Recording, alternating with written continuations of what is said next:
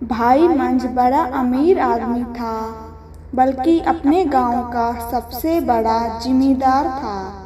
वह सुल्तान सखी सरवर का उपासक था। एक दिन इत्तेफाक से गुरु अर्जुन देव साहिब के सत्संग में चला गया। उसे सत्संग अच्छा लगा। पिछले कर्म उदय हुए, नाम मांगा। गुरु साहिब ने पूछा, भाई तू किसे मानता है? उसने जवाब दिया, जी मैं सखी सरवर को मानता हूँ। तब गुरु साहिब ने कहा, अच्छा तेरे घर में जो पीर खाना है उसको गिरा कर आ, तब नाम दूंगा। भाई मंझ घर गया और पीर खाने की ईंट ईंट बिखेर दी। सबने कहा, तूने बड़ा पाप किया है, सुल्तान तुम पर मुसीबत लाएंगे, हम तुम्हारा साथ नहीं देंगे। भाई मंझ ने जवाब दिया कि अब जो हो सो हो। जब पीर खाना गिराया गया तो गुरु साहिब ने अधिकारी देकर नाम दे दिया और साथ ही उसकी परीक्षा भी लेने लगे। कभी उसके घोड़े मर जाते, कभी बैल मर गए, कभी कुछ मर गया, कभी कुछ नुकसान हो गया और फिर चोरों ने उसका बहुत सा सामान चोरी कर लिया। लोगों ने कहा, देखा सखी सरवर का पीर खाना गिराया, उसकी सजा है, अब फिर पीर खाना बना लो। मंझ बोला, कुछ परवाह नहीं, वह गरीब हो गया, कर्जदार भी हो गया। कर्ज देने वालों ने कहा कि या तो कर्ज चुका या गांव छोड़ दे। लोगों ने कहा कि फिर से सुल्तान का पीर खाना बना ले, सब कुछ ठीक हो जाएगा। लेकिन भाई मंझ अपने निश्चय पर दृढ़ रहा और गांव छोड़कर बाहर रहने लगा। एक बेटी,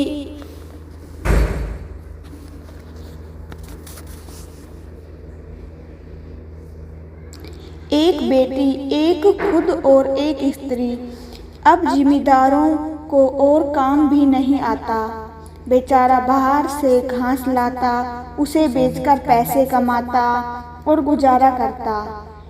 जब कुछ दिन बीत गए तो गुरु साहिब ने अपने एक शिष्य को भाई मंझ के नाम एक चिट्ठी देकर भेजा और कहा कि इस चिट्ठी की भेंट 20 रुपये है। अगर मंझ रुपए दे दे तो चिट्ठी दे देना। चिट्ठी दिखाई और गुरु साहिब का हुक्म सुनाया। भाई मंझ बड़ा खुश हुआ, लेकिन पास कुछ नहीं था। औरत से सलाह ली। औरतों के हाथ कान नाक में कुछ जेवर होता है, कुछ बेटी की चूड़ियाँ, कुछ औरत की चूड़ियाँ और अन्य जेवर वगैरह इकट्ठे किए और सुनार के पास ले गया। उसने कहा, 20 रुपये का माल है। भाई मंझ ने कहा कि मुझे 20 रुपये दे दे। सुनार से 20 रुपये लेकर शिष्य को दे दिए और चिट्ठी ले ली। चिट्ठी को कभी माथे पर रखता, कभी आंखों से लगाता, कभी चूमता, कभी छाती से लगाता। 1-2 साल इसी तरह बीत गए। एक दिन गुरु साहिब ने फिर एक शिष्य को एक और चिट्ठी देकर भेजा और कहा, इसकी भेंट 25 रुपये है। देखो किस शिष्य का हौसला है कि ऐसी तकलीफें बर्दाश्त करे। अब मंझ सोचने लगा कि 25 रुपये कहाँ से लाऊं? पास कुछ नहीं था। किसी समय भाई मंझ के गांव का चौधरी उसकी बेटी का रिश्ता मांगता था, लेकिन भाई मंझ ने मना कर दिया था कि यह रिश्ता मेरे मुकाबले का नहीं। अब मंझ ने सोचा उससे मिलना चाहिए। भाई मंझ की स्त्री चौधरानी के पास गई और कहा कि अच्छा यह रिश्ता हम ले लेंगे, लेकिन अभी हमको 25 रुपये की ज़रूरत है, वह दे दो। चौधरानी ने रुपए दे दिए और वह लेकर आ गई।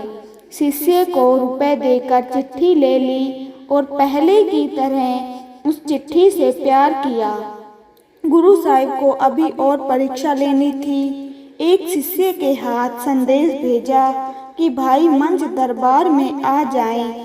भाई मंझ सब कुछ छोड़कर परिवार को साथ लेकर दरबार में आ गया। लंगर के बर्तन साफ करता, लंगर के लिए लकड़ियां लाना उसका रोज का काम था। कुछ दिन के बाद गुरु साहिब ने पूछा, भाई मंझ रोटी कहाँ से खाता है? शिष्यों ने कहा कि सारी संगत लंगर में खाती है, वह भी वहीं खाता है। तब गुरु साहिब ने कहा, यह तो मजदूरी हो गई, सेवा तो न रही। भाई मंझ की स्त्री ने सुना और जाकर पति से कहा कि गुरु साहिब ने यह वचन कहे हैं। मंझ ने कहा कि कल से कोई और उपाय करूँगा। अब वह आधी रात को जंगल में जाता, लकड़ियाँ काट कर लाता और बाजार में बेचकर उससे गुजारा करता। बाकी वक्त वह और उसका परिवार लंगर में सेवा करता। कैसा सख्त इम्तिहान है। एक दिन भाई मंझ जंगल में गया कि आंधी आ गई। लकड़ियों का बोझ उठाता, लेकिन आंधी उठाकर फेंक देती। आखिर बड़ी मुश्किल से लकड़ियां उठाकर आ रहा था कि तेज हवा का झोंका आया और वह लकड़ियों समेत एक कुएं में जा गिरा। अब गुरु बेखबर नहीं होता। इधर यह घटना हुई, उधर गुरु अर्जुन साहिब नंगे पैर दौड़ पड़े और हुक्म दिया कि रस्सी और तख्ता लाओ। सारी संगत दौड़ी आई कि पता नहीं क्या हो गया। कुएं पर गए गुरु साहिब ने एक शिष्य से कहा कि भाई मंझ को आवाज दो कि लकड़ियां फेंक दे और आप तख्त पकड़ ले, हम उसे ऊपर खींच लेंगे। रस्सी और तख्त लटका दिए गए, लेकिन भाई मंझ ने कहा कि पहले लकड़ियों को बाहर निकालो, फिर मैं निकलूंगा। शिष्यों ने कहा कि देख तेरे साथ क्या हुआ है, छोड़ दे गुरु को और निकल आ बाहर। भाई मंझ ने कहा, गुरु साहिब को कुछ न कहो, इससे मेरा मन दुखी होता है। पहले लकड़ियां निकालो, क्योंकि यह गुरु के लंगर के लिए है। यदि भीग गई तो जलेंगी नहीं। वैसे ही किया गया। पहले लकड़ियां और फिर आप निकला। इसका नाम है शरण।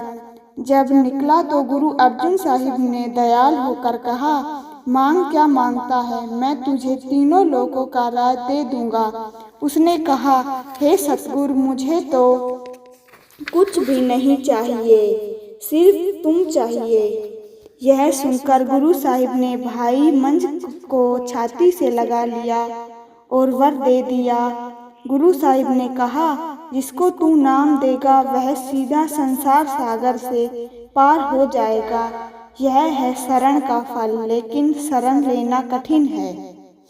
वीडियो अच्छी लगी तो लाइक, कमेंट, शेयर करें और मेरे चैनल को सब्सक्राइब जरूर करें।